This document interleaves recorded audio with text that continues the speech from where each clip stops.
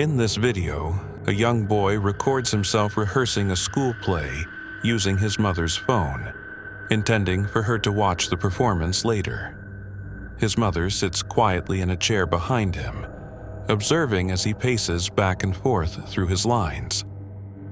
At one moment, as the boy passes in front of her, something is profoundly wrong.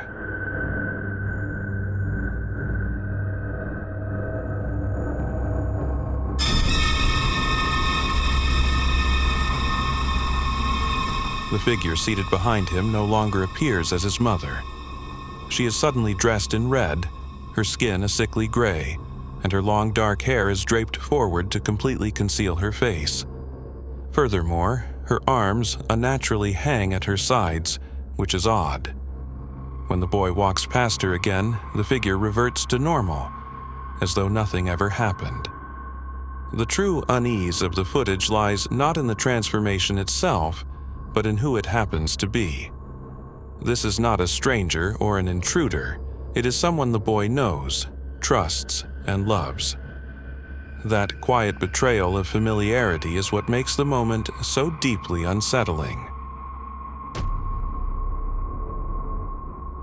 On May 15, 2013, at 11:35 a.m., a 24-year-old nurse identified by the surname Wang entered an elevator in Changhong Tower, a high-rise building in Shenzhen, China. 4 other people were already inside. When the elevator stopped at the 16th floor, a large group boarded, increasing the number of occupants to roughly 14. The car became overcrowded and exceeded its weight limit. The elevator began descending and reached the 3rd floor before abruptly malfunctioning and coming to a halt. At the time, Wang was distracted by her phone and appeared unaware that anything was wrong. When the doors opened, she stepped forward to exit. At that precise moment, the elevator unexpectedly resumed its descent.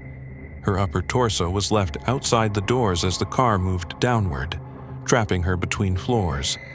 The force of the sudden movement caused her body to get brutally chopped in half. Inside the elevator, her lower torso laid on the floor as the remaining passengers were left frozen in shock, surrounded by blood, unable to escape as the elevator continued moving.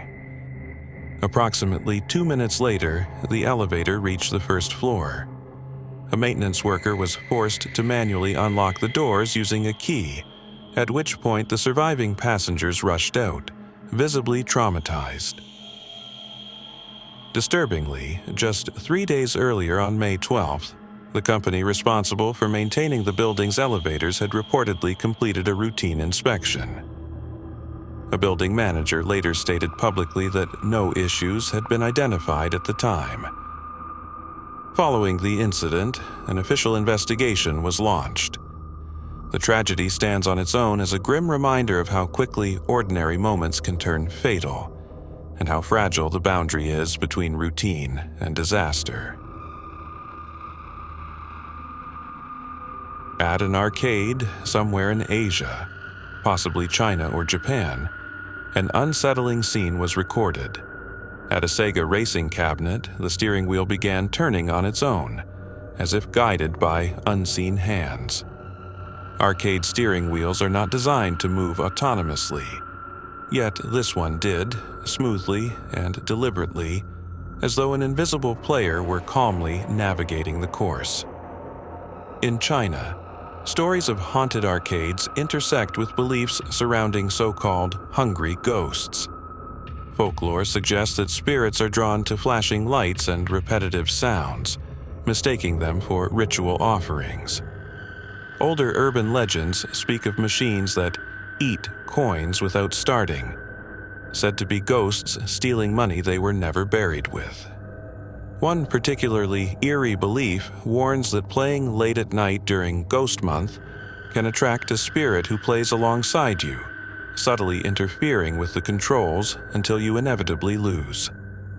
In Japan, game centers carry their own spectral reputation.